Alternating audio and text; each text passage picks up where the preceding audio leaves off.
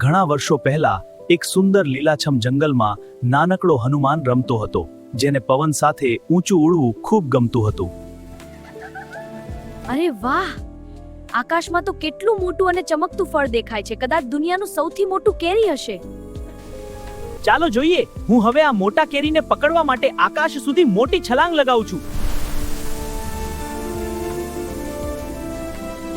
અરે જુઓ જુઓ, હનુમાન તો ખરેખર આકાશમાં ઉડી રહ્યા છે.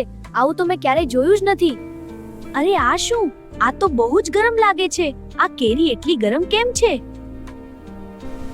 નાના હનુમાન, આ સૂર્ય છે, રમકડું નથી. હિંમત સારી છે, પણ સમજ સાથે કામ લેવું જોઈએ.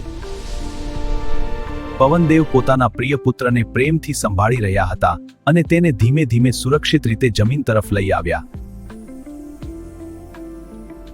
હાહા, લાગે છે હું થોડું વધારે જ ઉત્સાહમાં આવી ગયો અને ખૂબ ઊંચું કૂદી ગયો.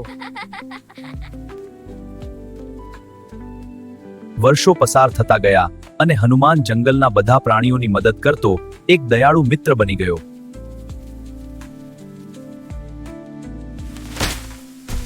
ડરશો નહીં નાનકડા મિત્રો, હું અહીં છું. તમે સુરક્ષિત છો. અમારી મિત્ર સમુદ્ર પાર પડી ગઈ છે અને હવે કોઈને ખબર નથી કે તેને કેવી રીતે બચાવવી. હું મદદ કરવી તો ઈચ્છું છું, પરંતુ આ સમુદ્ર બહુ મોટો છે. કદાચ હું કરી શકું નહીં.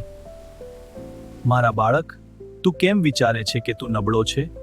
તારી અંદર અદ્ભુત શક્તિ છુપાયેલી છે. હા હનુમાન, તારી અંદર અજોડ શક્તિ છે. મારી અંદર શક્તિ? પરંતુ ક્યારે સામાન્ય વાંદરે નથી.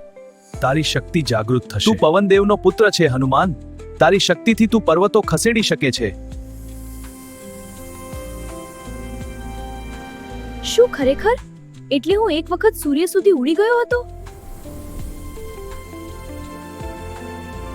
અને એક ક્ષણે હનુમાનને પોતાની સાચી શક્તિ યાદ આવી અને તેનું હૃદય હિંમતથી ભરાઈ ગયું.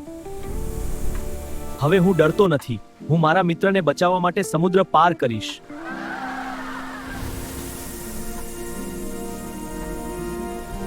હિંમત, ભક્તિ અને મિત્રતા હનુમાનને તોફાની આકાશમાં પણ આગળ વધારતી રહી.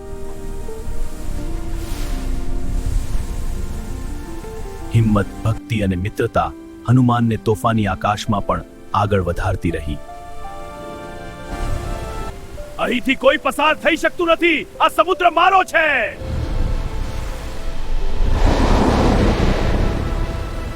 હું મારા મિત્રને બચાવવા આવ્યો છું. મને કોઈ રોકી શકતું નથી.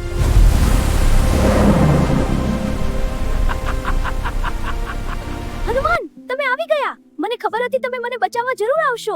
હા મિત્ર, હું આવી ગયો છું. તું સુરક્ષિત છે. તમારી સાથે હું હંમેશા સુરક્ષિત છું. ચાલો આપણે આગળ વધીએ. મેં કંઈ ખાસ કર્યું નથી. મિત્રો માટે મદદ કરવી તો સાચી હિંમત છે.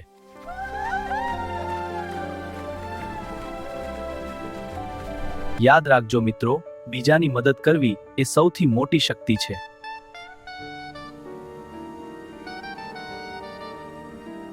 મિત્રો, આ વાર્તા ગમી હોય તો લાઈક કરો, શેર કરો અને ફ્યુચર જીનિયસ કિડ્સ ચેનલને સબસ્ક્રાઇબ કરવાનું ભૂલશો નહીં.